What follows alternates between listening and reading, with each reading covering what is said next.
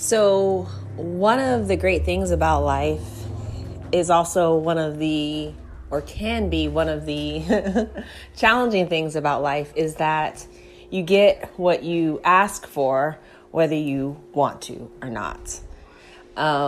People don't understand the power of their tongue, the power of their words, and the thoughts, and really that emotion that is fueling these creations or manifestations, as like everybody wants to call them. And I think that if we understood truly how powerful we are, then I think that we would be more mindful, which is one of the reasons why I teach on mindfulness and really getting a hold of our present day moment, because of how powerful that moment is.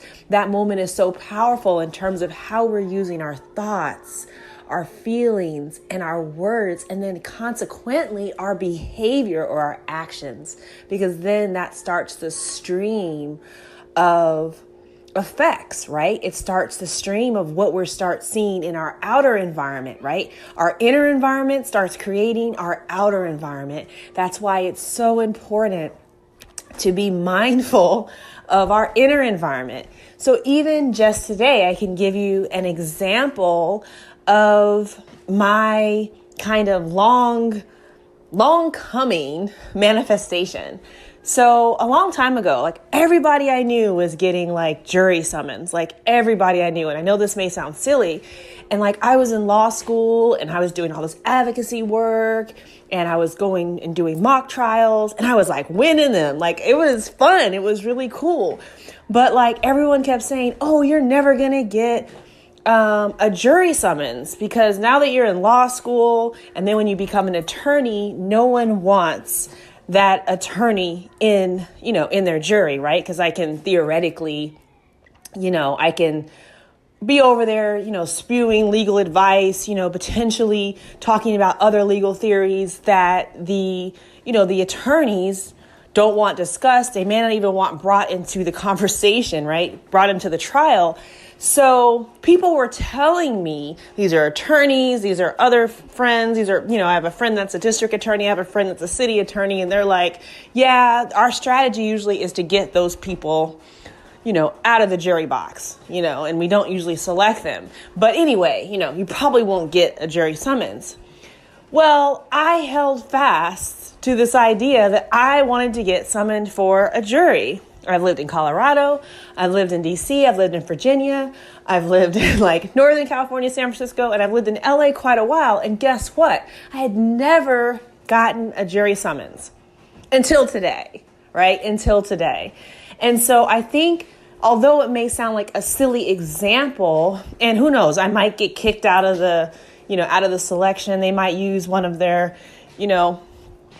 passes to get me out.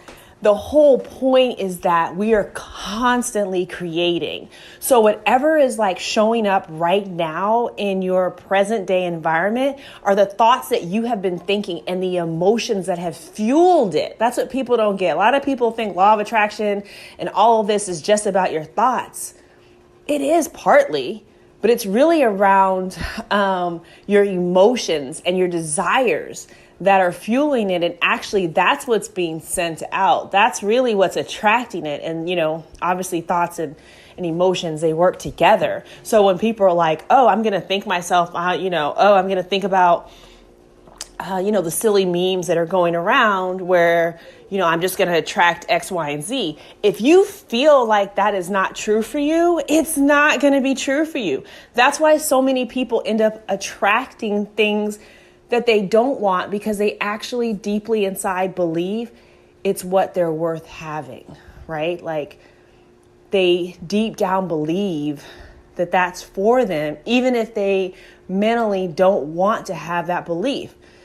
But everything responds to what you truly want, right? What you truly feel.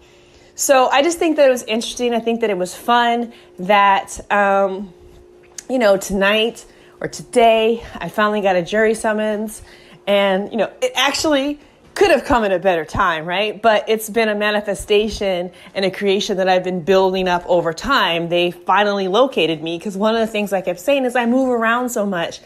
So maybe that's why they hadn't found me, but I still held the desire that I wanted to actually be on a jury. I wanted to have that experience of being on that side of it. Not being technically the attorney, but actually being the juror. So it looks like I might have that experience if I don't get kicked out. So really, I really want you all to know that you are so powerful. Like, that's the biggest thing. I tell my son this every day. We are so powerful. We are doing so much. We're not doing all of it. And, we're not creating everything.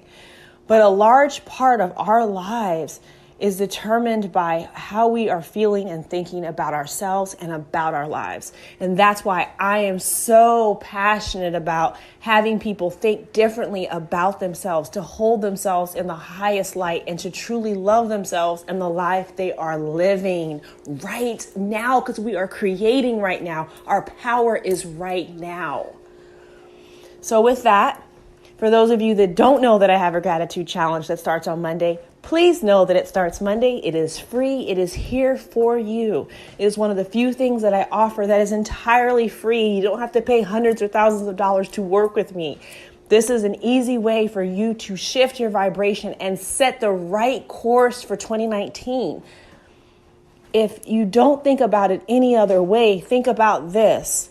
You want more abundance? You got to have a heart and a gratitude spot to be open to the abundance that you want. You have to shift yourself into a higher vibration, into a more open, loving, compassionate, understanding, receptive, appreciative space to get the things that you want to shift, even just a couple of degrees, to have the path and the life that you want. And I want that for you.